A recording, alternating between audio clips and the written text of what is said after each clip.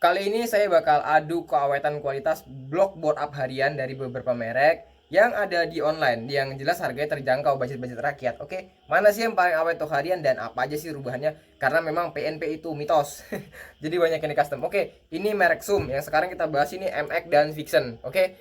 Jadi yang bakal kita lagakan kali ini dua merek, yaitu XTR dan BRT. Oke. Ini saya coba BRT yang generasi lama ya, yang masih solid, belum model ada siripnya lagi. Nah, jadi di antara dua merek itu dari segi harga dan untuk jangka panjang saya lebih suka di XTR. Cuman memang ada minusnya di XTR. Apa minusnya? Ini pistonnya bekas XTR ya. Ini tulisannya hyper casting, oke? Dan ini minusnya di bagian sininya. Ini kan nampak nih bekas di grinder di cowok.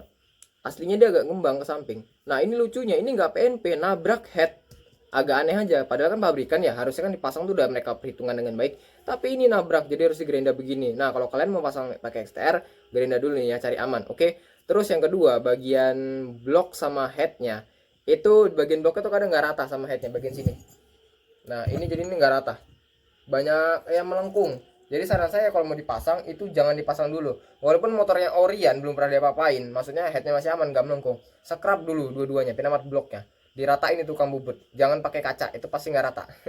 Karena radiator itu agak rawan ya saya bilang. Di-scrub dulu dua-duanya. Apakah pakainya perlu pakai tembaga? Enggak. Pakai yang original itu lebih aman. Saya pakai tembaga juga malah masih bocor sih saya bilang. Mungkin itu bukan salah packingnya, tapi memang kalau ngelengkung mau packing apapun itu ya tetap bocor kan. Oke, kalau untuk ketahan piston sendiri gimana? Piston saya bilang tahan, ini sampai pakai setahun itu baru mulai ngebul tipis. Dan terus kenapa ini akhirnya diganti ya? Karena motornya dijual. Oke. Terus pasangan dari ini apa sih nokennya? Kalau untuk harian saya lebih rekomendasi yang noken BRT T29. Tapi saya juga ada produksi noken sendiri, noken custom. Memang suaranya bisa dibilang nggak ini ya, nggak sehalus, nggak semendem yang punya BRT. Tapi bukan berarti kasusnya suara kasar ngetek, bukan. Kayak agak ngelitik karena profil kinematiknya. Saya juga produksi tuh. Dan kalau untuk BRT apa minusnya? Nah, BRT semalam saya coba nih ya. Saya coba pakai yang sudah PNP, kompresi rendah, cocokan klepnya sudah ada. Katanya PNP, ukuran 62 juga. Begitu dipasang, klepnya bagian atasnya itu nabrak. Memang klepnya pakai 2219. Dan ketika dipasang dengan blok XTR, itu nggak nabrak loh. Kok malah lebih aman XTR ya? Mungkin memang peruntukannya nggak sesuai ya, saya dirubah tuh. Tapi di XTR aman. Kemudian untuk jangka panjangnya saya lebih suka di XTR. Kenapa ini? Karena linernya si XTR ini tebal diameter luarnya itu 68 mili, sementara snipnya si BRT itu dia kayak solid. Jadi bagian dalamnya itu cuman sedikit lah linernya. Kalau yang itu full iron casting sampai luar. Jadi misalnya sekarang 62, itu kamu bisa koltor ke 63, 64, 65 dan 66, masih banyak lagi perjalanan. Sementara BRT yang 62 cuma bisa sampai 63 amannya. Jadi satu kali bongkar.